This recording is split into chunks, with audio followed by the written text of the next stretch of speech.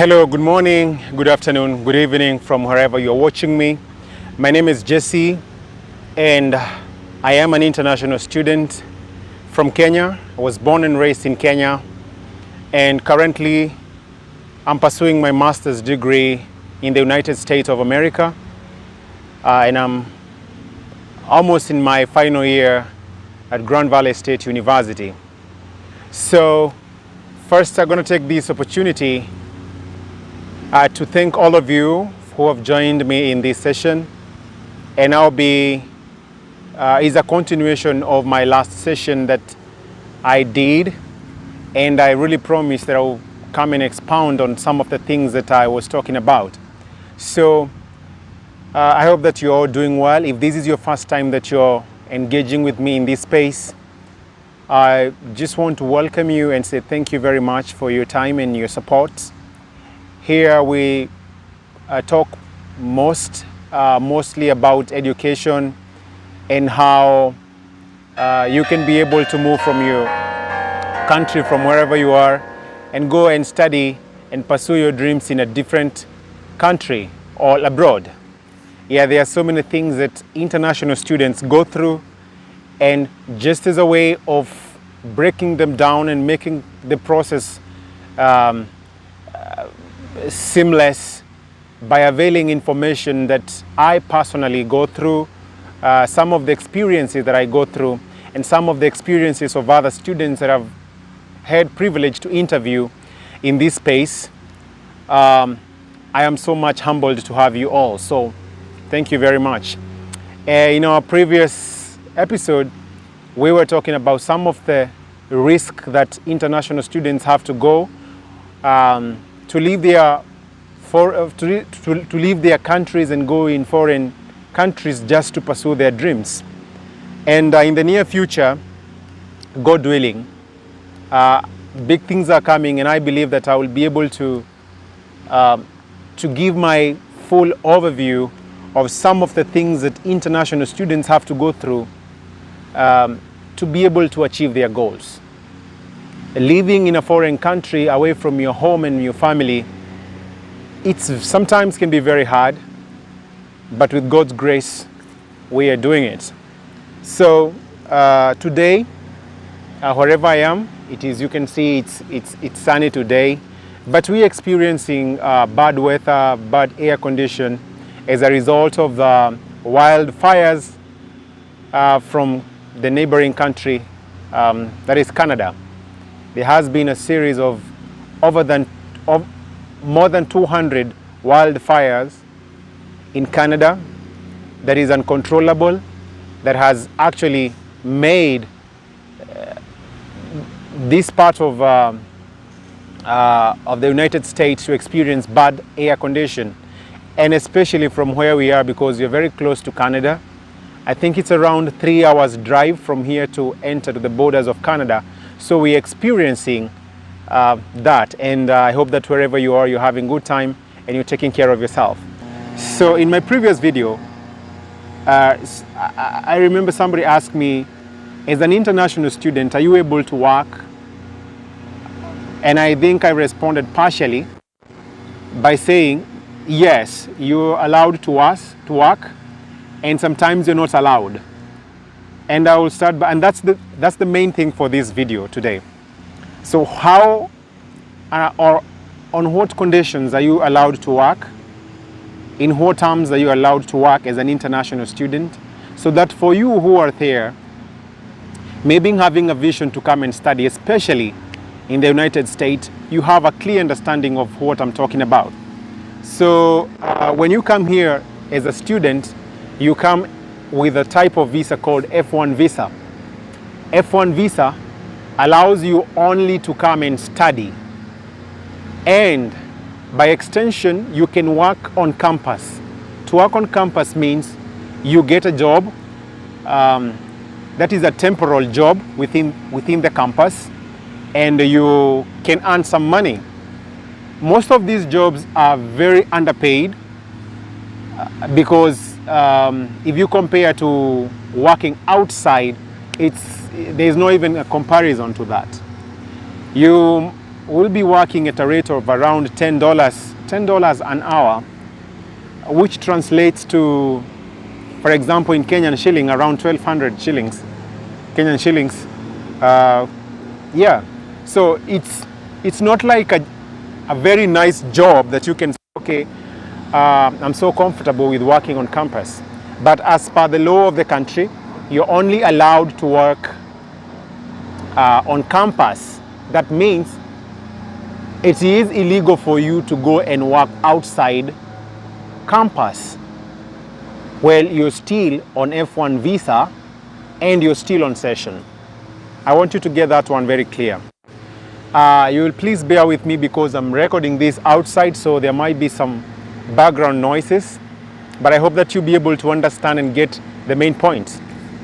And it is very hot, so I may not take like a lot of time to record this video.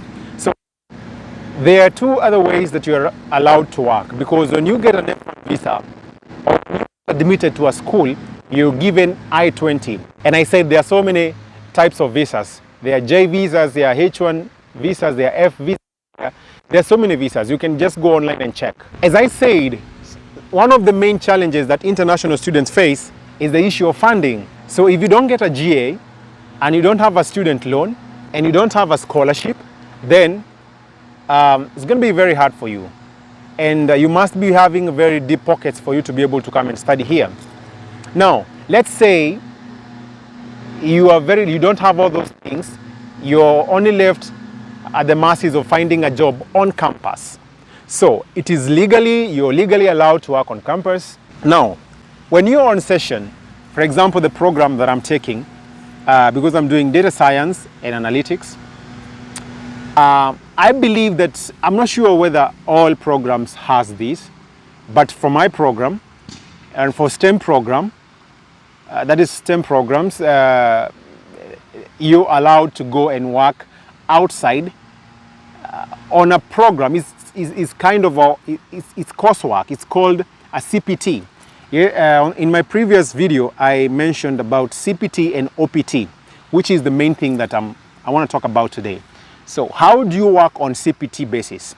You work on CPT basis. CPT actually means curricular optional training. That's CPT. And how? Because it's part of the curriculum. So you work. It's like you're practicing what you've been studying in class outside the school.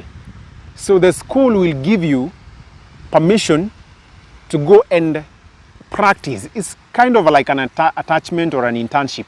But now for you to get this CPT, which is accepted by law, and which you can only work for a maximum of 1 year. And I just came to realize, like, if you're working on CPT and if you work for a whole continuous 1 year, then you're not eligible to go to work on OPT.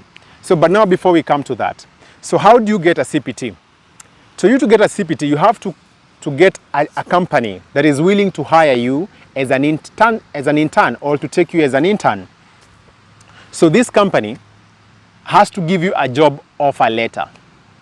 Without a job offer letter, you cannot get a CPT. So you have to apply jobs on different platforms. Like here in the US, they use Handshake, they use Indeed. Is it called Indeed? Yeah, I think so. There's so many platforms to apply for jobs. So LinkedIn as well, you can get jobs from LinkedIn. So when you get a company that is ready to hire you, they'll give you an offer letter. So once you get an offer letter, you submit it to the school, and the school will issue you another I-20 that now authorizes you to go and work. So the I-20 that you are given when you're being admitted to a certain university is revoked, and you're given another I-20 that now authorizes you to go and work. So, but this one is just practical training. It's part of your studies. So you can extend your CPT for a maximum of 1 year. I want you to get that clear. So, and you can only apply for this for example, if you're like 1 year, if an international student, you have already completed 1 academic year in your graduate. So once you've done, then you're eligible to apply for practical. After that is done, after that, if you choose to do a full 1 year, that one is gone. You now become now ineligible to work again on CPT. Now, OPT, which is optional practical training. Optional practical training. It means that you have graduated. This one you can only do it after graduation. You cannot work on OPT while still on session. No. And that's why I think it's being called optional, because you can choose. The other one was curricular, which was part of your studies. So for the OPT, it's optional. You can do it, you can take it, or you can. Some people just finish their programs and then they decide to go back home, or maybe they had a job offer back home. So why should you take an OPT here?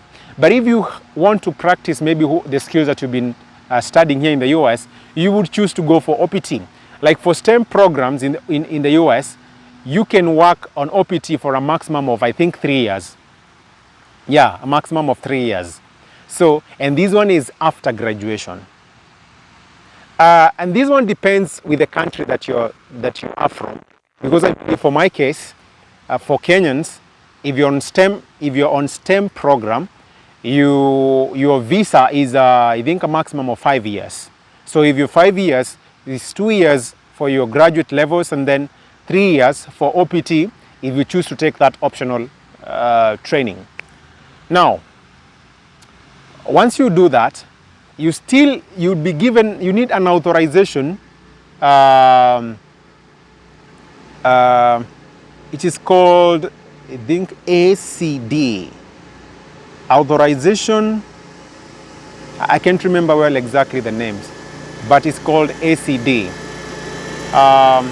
Yeah, so you need that for you to be able to practice there's a lot of noise that is disrupting me, and I'm sorry for that. So you have graduated, you've gotten a company that is ready to hire you, and let's assume that you got a CPT while on session. So for you to be able to be eligible for OPT, that means that you need not to have exhausted your CPT days. At least there should be less than 365 days for you to qualify for OPT. That means if you are working on session, make sure that you don't finish or you don't utilize the whole 365 days on CPT, because when you do that, you will not be eligible for OPT. But if you want to work on OPT, if you do less than 365 days, then that means that you are eligible for now OPT. That's what it means.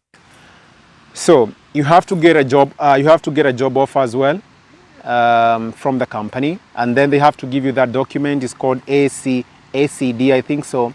That will make you eligible to go and work outside after graduation. So that's the main difference. So for the many of you who've been asking me about this question, whether are you eligible to go and work outside campus and as an international student, then this is the answer. The answer is yes, but has its own limitations. If you're not able to get a company that is giving you a job offer, then you are not eligible for CPT. And some programs will necessitate or will demand for you to do this internship. And for you to get an internship, because you have to do an internship to graduate, like for my case, I will have to find a company to give me a job offer letter so that I can apply the CPT. And then when I apply the CPT, I am given a new I-20 that now will authorize me to work outside. And I can be paid, because internships here are paid. You get paid, and of course you not get paid like the person who has already gotten a job, but at least you're paid. They are paid internships, but still they are unpaid internships. If you're like completely out of options and you don't have any company that is willing to offer you the internship, you can still opt to take an unpaid internship, which is still, it will count on your credit because it's part of the credit. I hope you guys now you've understand the difference and that you're able to do that. And most of one of the main challenge that international students face is getting internships, which I think it's another thing that we'll talk in the next episode. Getting these internships and also getting jobs after graduation, it's a very, very huge thing that is actually affecting so many international students. And sometimes I listen to some of my fellow student colleagues talking about this topic, it's very disheartening. It's very, very emotional to hear what some of the people are going through as international students. I hope now you've understood one or two things as you plan to go and study abroad. I don't take it for granted. I wish you all the best. I hope that we'll meet next video. See you next time. Bye bye.